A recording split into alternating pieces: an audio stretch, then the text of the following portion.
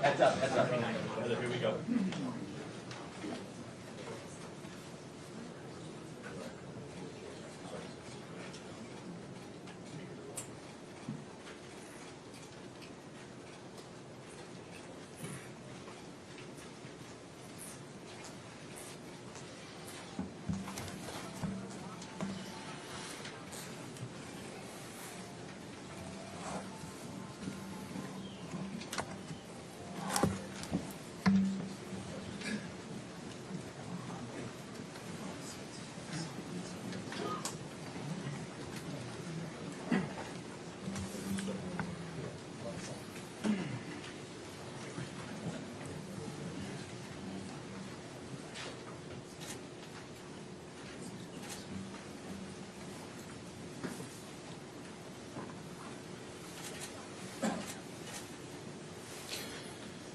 Good morning, everybody. My name is Joseph Nocella. I am the United States Attorney for the Eastern District of New York. I'd like to welcome you here today. In addition, we have with us today FBI Director Kash Patel, FBI Assistant Director in Charge Christopher Rea of the New York Field Office, Special Agent in Charge of the New York Field Office Leslie Bakshi's, New York Special Agent in Charge of Homeland Security Ricky Patel, Newark Special Agent in Charge of Homeland Security Michael McCarty, Police Commissioner Jessica Tisch, Chief of Detectives Joseph Kenny, and the Executive Director of the Waterfront Commission, Phoebe Sorrell. I'm now going to turn the podium over to FBI Director Kash Patel. Good morning. Today we are here in New York to announce a historic arrest across a wide-sweeping criminal enterprise that envelops both the NBA and La Cosa Nostra.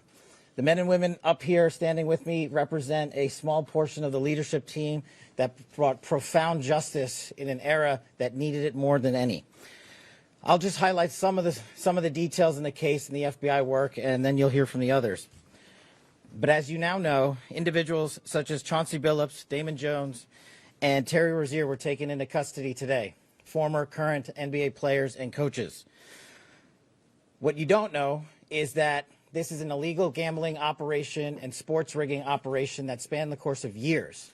The FBI led a coordinated takedown across 11 states to arrest over 30 individuals today responsible for this case, which is very much ongoing. Not only did we crack into the fraud that these perpetrators committed on the grand stage of the NBA, but we also entered and executed a system of justice against La Cosa Nostra to include the Bonanno, Gambino, Genovese, and Lucchese crime families. And you'll hear more about those details today. The charges and the arrests that were taken down across this country range from wire fraud, money laundering, extortion, robbery, illegal gambling. This FBI will leave no room for any perpetrator of crime across this country. You hear a lot about our work of defending the homeland and crushing violent crime. Well, this work is also representative of a colossal portion of the FBI's mandate to keep America safe and to keep our entertainment industry fair and secure. The men and women that are standing up here today worked tireless hours, days, months, and years. And the fraud is mind-boggling. It's not hundreds of dollars. It's not thousands of dollars. It's not tens of thousands of dollars. It's not even millions of dollars. We're talking about tens of millions of dollars in fraud and theft and robbery across a multi-year investigation. And we could not have done it without our interagency partners that are before us today. The NYPD, HSI, and teams of law enforcement officials from around the country made this day possible. It takes a team to bring this kind of justice, sweeping justice, into the halls of the United States courtrooms, where our brave United States attorney has led this prosecution.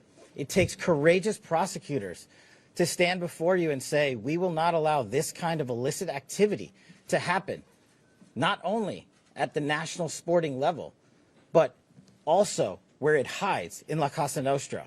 And when these two collided together, they perpetrated a fraud that is historic in terms of not just money, but the scheme and the deceit that they utilize to steal and swindle people from money, to include crypto fraud.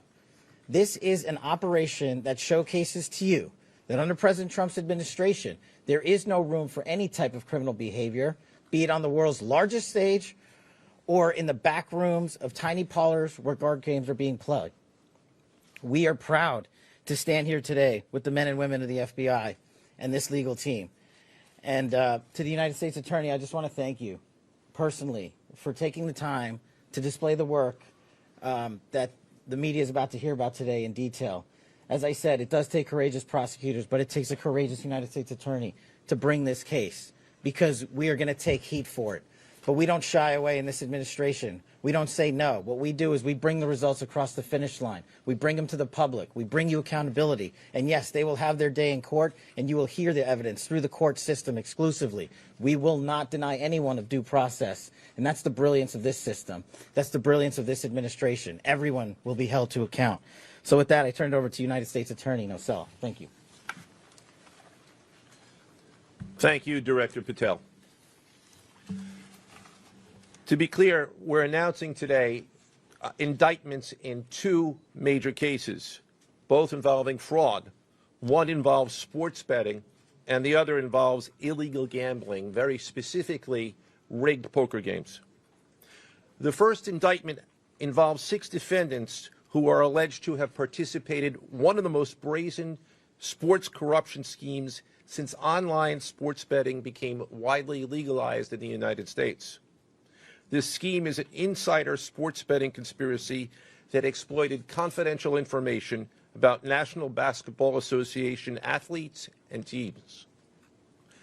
The second indictment involves 31 defendants alleged to have participated in a nationwide scheme to rig illegal poker games. These defendants, which include former professional athletes, used high-tech cheating technology to steal millions of dollars from victims in underground poker games that were secretly fixed. The games in the New York area were backed by the Bonanno, Gambino, and Genovese crime families of La Cosa Nostra. While the cases are separate, there are 3 overlapping defendants charged in both cases: Damon Jones, Eric Ernest, and Shane Hennon. The indictments in these cases contain only allegations, and the defendants are presumed innocent until they are proven guilty in a court of law. But my message to the defendants who've been rounded up today is this: your winning streak has ended. Your luck has run out. Violating the law is a losing proposition, and you can bet on that. First, I would like to talk about United States versus Ernest, the NBA basketball gambling case. The defendants in this case are Eric Ernest, Marvez Farley, Shane Hennon, De Niro Laster, Damon Jones, a former NBA player and coach, and Terry Rozier, a current NBA player. Other co-conspirators were previously charged for their roles in the scheme, including former NBA player Jontay Porter. Between December 2022 and March 2024, these defendants perpetrated a scheme to defraud by betting on inside, non-public information about NBA athletes and teams. The non-public information included when specific players would be sitting out future games, or when they would pull themselves out early for purported injuries or illnesses. They relied on corrupt individuals, including Jones and Rozier. They also misused information obtained through long-standing friendships that they had with NBA players and coaches. And in at least one instance, they got their information by threatening a current player, Porter, because of his pre-existing gambling debts. Defendants used this non-public information to place hundreds of thousands of dollars in fraudulent bets, mostly in the form of prop bets on individual player performance. The bets were placed through online sports books and also in person at casinos. The defendants relied on a network of straw bettors to place the maximum amount of bets to increase their potential profits. Most of these bets succeeded, and the intended losses were in the millions of dollars. The defendants then laundered their illegal winnings in various ways: peer-to-peer platforms, bank wires, and simple cash exchanges.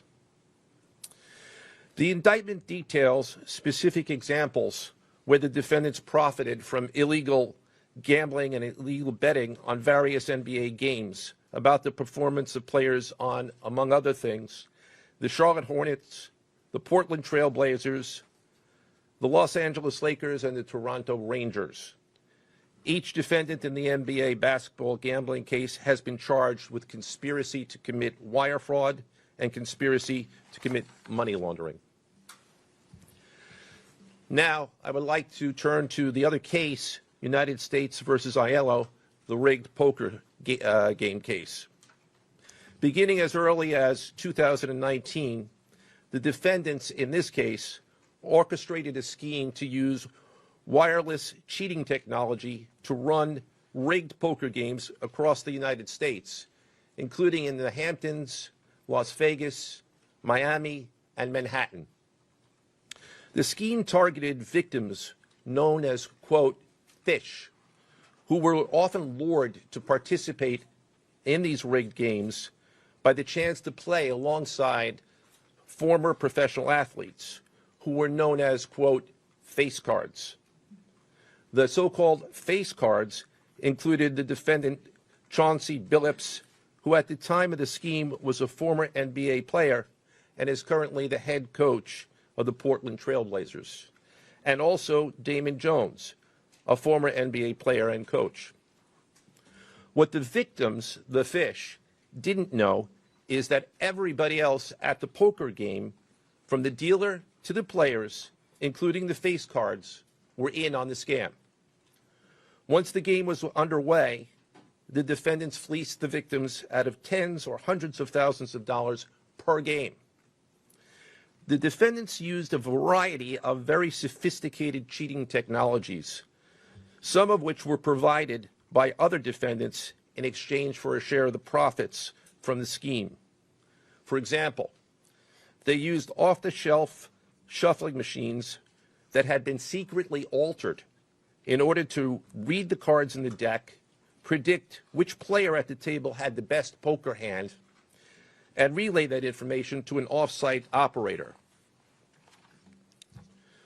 The off-site operator sent the information via cell phone back to a co-conspirator at the table, and that person at the table was known as the quarterback. The quarterback then signaled secretly the information he had received from others to others at the table, and together they used that information in order to win their games and to cheat the victims. Defendants used other cheating technologies such as poker chip tray analyzers, which is a poker chip tray that secretly reads cards using a hidden camera, special contact lenses or eyeglasses that could read pre-marked cards, and an X-ray table that could read cards face down on the table. What you see depicted on the screen right now is an example of the X-ray table that reveals the cards. Although they are face down on the table, they can be read because of the X-ray technology. The Mafia, specifically members and associates of the Bonanno, Gambino, and Genovese organized crime families, had pre-existing control over non-rigged, illegal poker games around New York City. As a result, they also became involved in the rigged poker games, helping to organize the games and taking a cut of the proceedings, and working to enforce the collection of debts. The defendants laundered their proceeds, including through cash exchanges, the use of multiple shell companies, and through cryptocurrency transfers.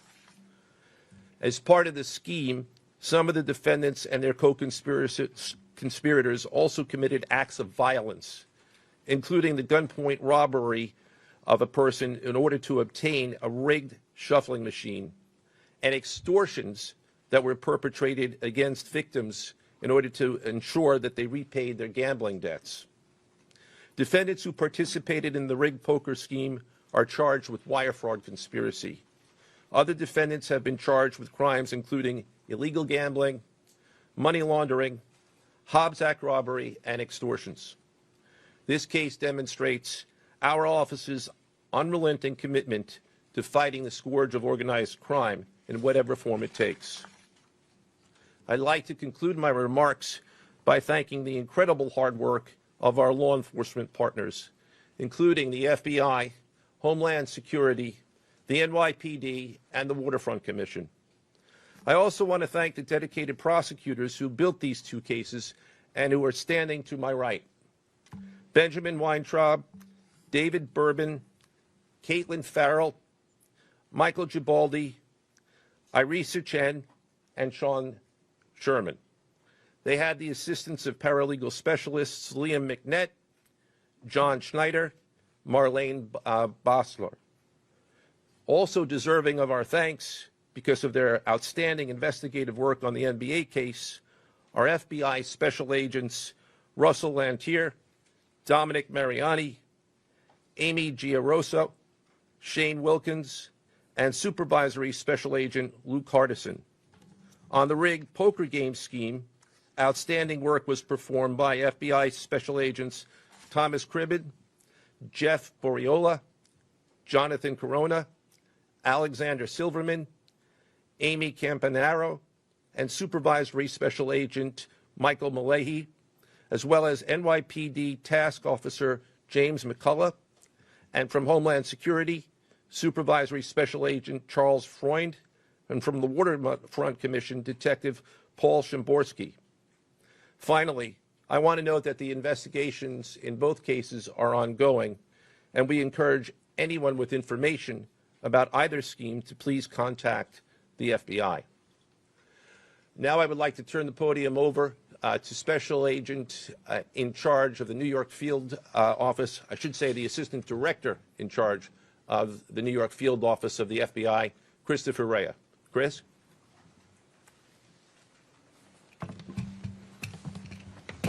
All right, thank you, Joe. As always, we appreciate the partnership here.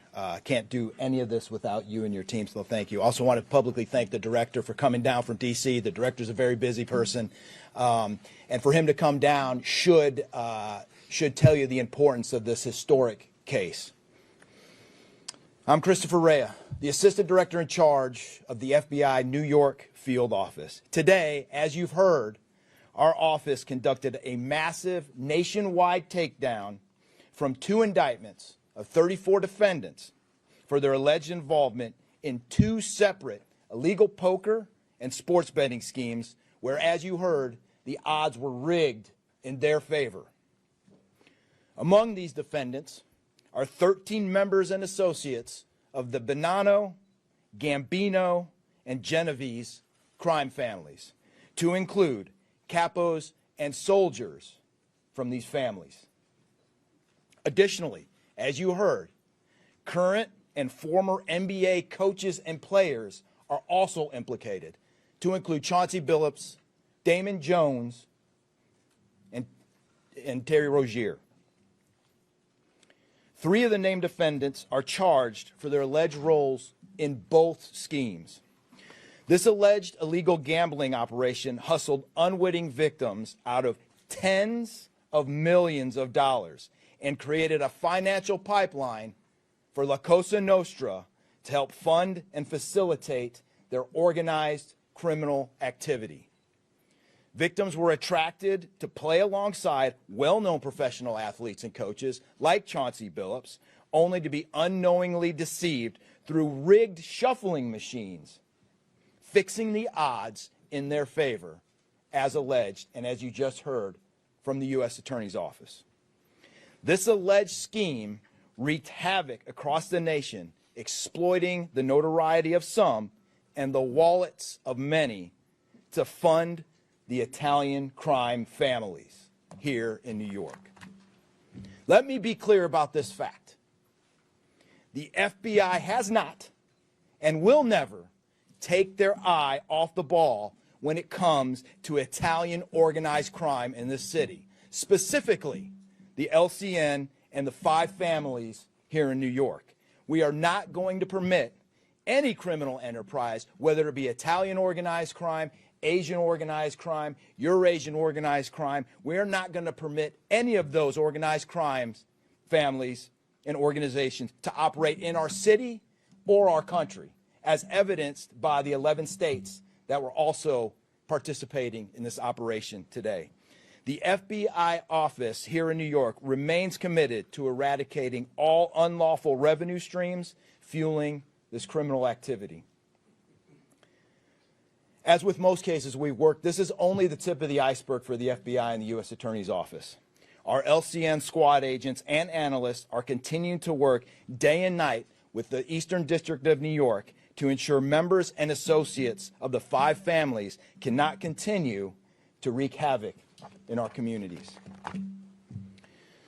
Today would not have been possible without the tireless efforts and dedication of the FBI New York Eurasian Organized Crime Task Force, which, as you heard, was led by Supervisory Special Agent Luke Hardison, and the Italian Organized Task Force, which was led by Supervisory Special Agent Mike Malahi. And coincidentally, Supervisory Special Agent Malahi is going out on a positive as he is retiring at the end of this month for 30 years of dedicated service to the FBI, and that deserves a hand. He's what we call a legend here at FBI New York. Additionally, obviously, we cannot do this alone without our partners. I want to extend my appreciation to Homeland Security Investigations Special Agent in Charge, Ricky Patel. Of course, we do nothing in this city without the NYPD. New York City Police Department Commissioner Jesse Tisch, thank you, ma'am, for all your work and all your resources that you dedicated to this. And New York Waterfront Commissioner Phoebe Soriel for their agency's assistance and support throughout this lengthy and complex investigation. Our collective efforts ensured these subjects will face accountability, like the director said, for their alleged wrongdoings. Thank you, and I'll now turn it over to Special Agent in charge of HSI, Ricky Patel.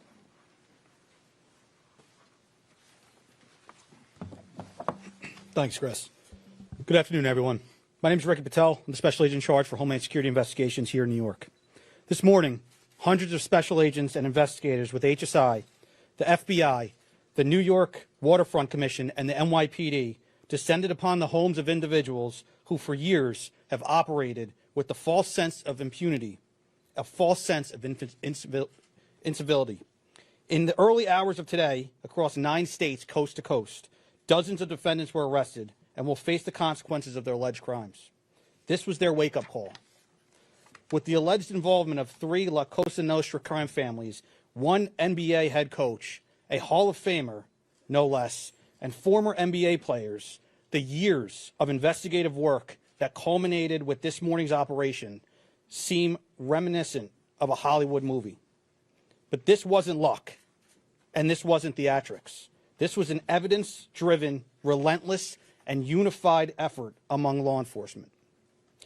Through what we have dubbed Operation Royal Flush, HSI New York, along with our task force personnel from the Waterfront Commission, first uncovered this scheme more than 4 years ago.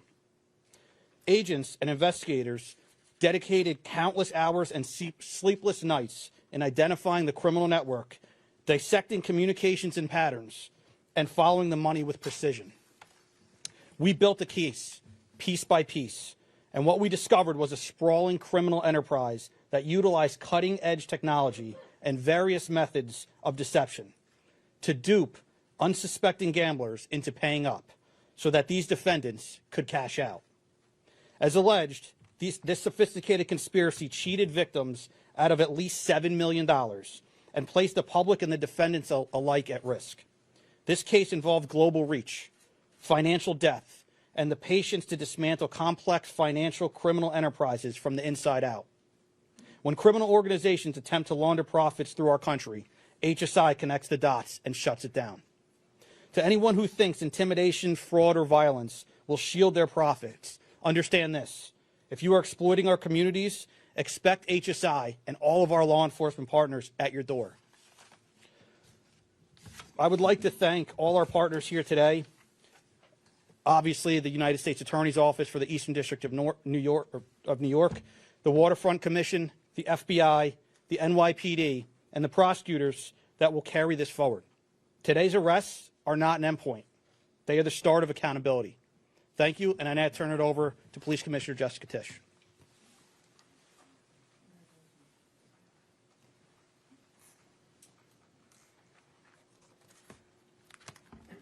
Good morning. Thank you to Director Patel, Assistant Director Rea, and U.S. Attorney Nocella. What we're announcing today is not just another takedown.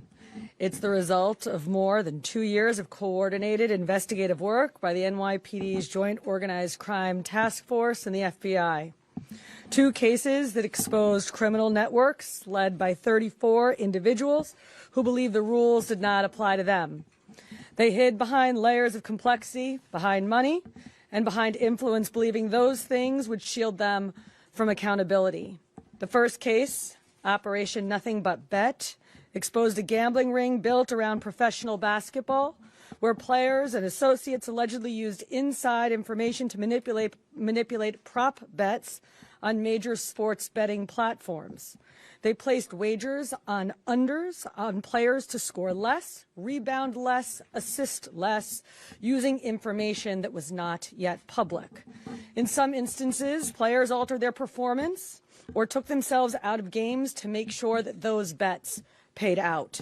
One example occurred on March 23, 2023, in Charlotte. Terry Rozier, an NBA player now with the Miami Heat, but at the time playing for the Hornets, allegedly let others close to him know that he planned to leave the game early with a supposed injury. Using that information, members of the group placed more than $200,000 in wagers on his under statistics. Rozier exited the game after just 9 minutes, and those bets paid out, generating tens of thousands of dollars in profit. The proceeds were later delivered to his home, where the group counted their cash. As the NBA season tips off, his career is already benched, not for injury, but for integrity. As a result of this investigation, 6 defendants, including Rozier, are now facing conspiracy to commit bank and wire fraud. In a second case, Operation Zen Diagram, investigators uncovered a long-running scheme in which members and associates of several well-known organized crime families rigged high-stakes poker games across the country. These operatives included capos and multiple soldiers from the Bonanno, Gambino, Lucchese, and Genovese crime families, bringing 4 of the 5 families together in a single indictment is extraordinarily rare. It reflects how deep and how far this investigation reached and the skill and the persistence it took to get here. That work uncovered a deliberate, technologically sophisticated operation designed to carry out their crimes. They used custom shuffling machines that could read the order of cards, barcoded decks, and hidden cameras built into tables and light fixtures. The organizers also enlisted well-known public figures, former and current NBA players and coaches, including Chaunce Billups, the head coach of the Portland Trail Blazers, an NBA champion and a Hall of Famer, to make the games appear legitimate. Victims believed that they were sitting at a fair table. Instead, they were cheated out of millions. One victim in particular lost $1.8 million. In total, losses exceeded $7 million and continue to climb. And when people refused to pay, these defendants did what organized crime has always done. They used threats, they used intimidation, and they used violence. It's the same pattern that we have seen for decades. Traditional mob enforcement methods combined with new technology to expand the reach of their operations. Now, with the unsealing of today's indictment, 34 individuals are facing charges, including robbery, extortion, money laundering, wire fraud, bank fraud, and illegal gambling. I want to commend the outstanding work of our detectives from the Joint Organized Crime Task Force and their dedication to these cases, especially Captain Ruben Pagan, Sergeant Chris McGuire, Detective Alexander Creamer, Detective James McCullough, and of course our Chief of Detectives, Chief Kenny.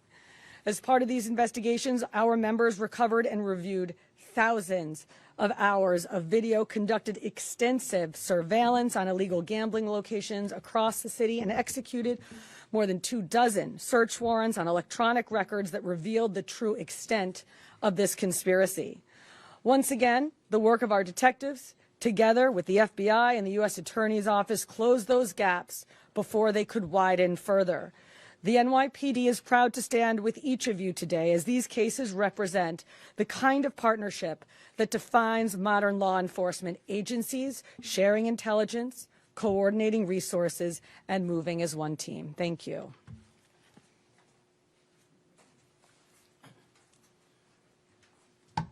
If anyone has any questions that they'd like to ask, now is the time. I had a question about the structure of the case. Is it the investigation into one case, did that lead into the discovery of the other? Could you talk more about the link between the two? I'm not at liberty to discuss either the background of the investigation itself or the investigation as it continues. So I'm afraid I can't really explain to you other than the fact that both cases have been unsealed today, and there was an overlap that has been discussed already with respect to certain of the defendants. Yes. Chaunce Porter claimed that he had a gambling addiction. Did Rozier or Billups or Damon Jones claim the same thing at all? With respect to any allegations or defenses that have been made by any of the defendants, they will have their opportunity to present them in court. We're not here to air those at this time or to discuss them. Yes. You said the investigation is still ongoing. There seems to be several players referenced in the indictments, some that may potentially pass on information. Is there the possibility of future arrests of NBA players in connection to the sports gambling operation specifically? As I said, I can't discuss ongoing investigations. The investigation is ongoing, which by definition means that there will be further evidence uncovered at a minimum, and there's always that possibility. But I can't comment any further with respect to that. Yes. Thank you. Director Patel, you had said in your comments, we're going to take heat for this case. Why do you say that, and what efforts might you take to counter that? It's not popular to go after some of the defendants that we went after today, but justice is served blindly. And how do we countermand that? Simple. The unsealing of these indictments today shows the force of the Department of Justice and our great Attorney General and the leadership that we have at the FBI and the team here to specifically mete out justice. And look, let's not, mince words. This is the insider trading saga for the NBA. That's what this is. That's why we are going to take heat. But as the evidence comes out, as the indictments are unsealed, you will see the extensive work these men and women put in, countless hours over years, and that's how we countermand it. Director Patel. So the dates of these indictments that they were filed are October 9th and October 16th. Can you talk about the timing of moving in now? Why now? We will not publicly discuss the timing of when we do takedowns. I will only say that we do takedowns in a coordinated fashion with our law enforcement partners and the U.S. Attorney at the appropriate time to make sure that we ensure the integrity of the investigation, as the United States Attorney said, an investigation that is very much ongoing. Director Patel, you said insider trading for the NBA. What are the implications of this case for other sports leagues and for the legal gambling industry in general? Simple. If you're participating in the legal gambling industry, you got nothing to worry about. If you're participating in illegal conduct, you got everything to worry about, and this case shows it. Did the illegal conduct cross with the legal sports betting platforms in any capacity? And if so, is that the search warrants that the police commissioner just referenced? I'm not sure I quite understand your question.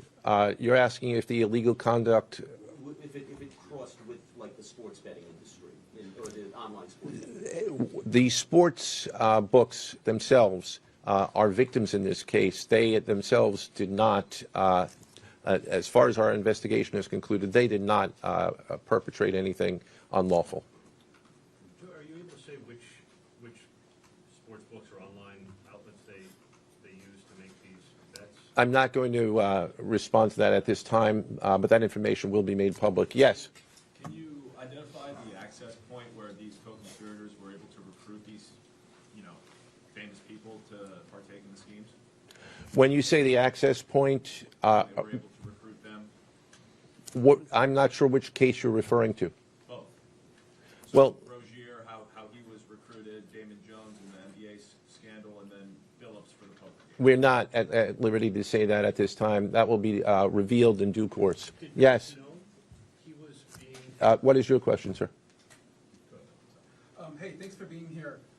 You just said that the sports books themselves are the victims, at least in the indictment involving Terry Rozier and others. They're among the victims. Okay, but those companies make, as we all know, they make a crazy amount of money off of a lot of everyday Americans make bets and mostly lose them. Are you concerned with a jury potentially not being sympathetic in a case where the victims, as you say, are these multi-million or billion-dollar gambling companies?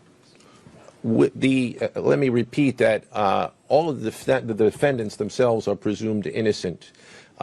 We believe that at a trial, when they have the opportunity to present their defenses, if they chose, because they're not required to, we will come forward with the evidence to demonstrate their guilt. Yes? I'm sorry. Did the NBA cooperate with this investigation at all? The answer to your question is yes, the NBA has cooperated with the investigation. Yes, sir.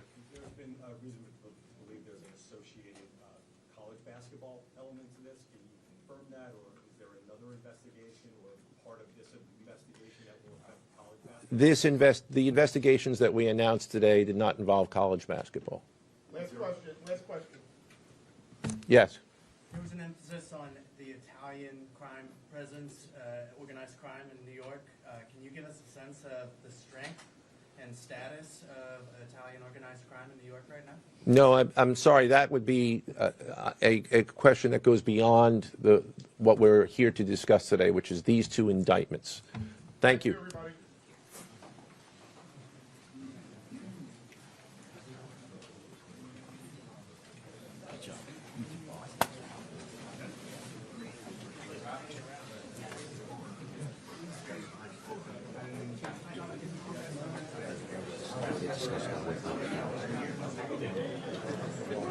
Get the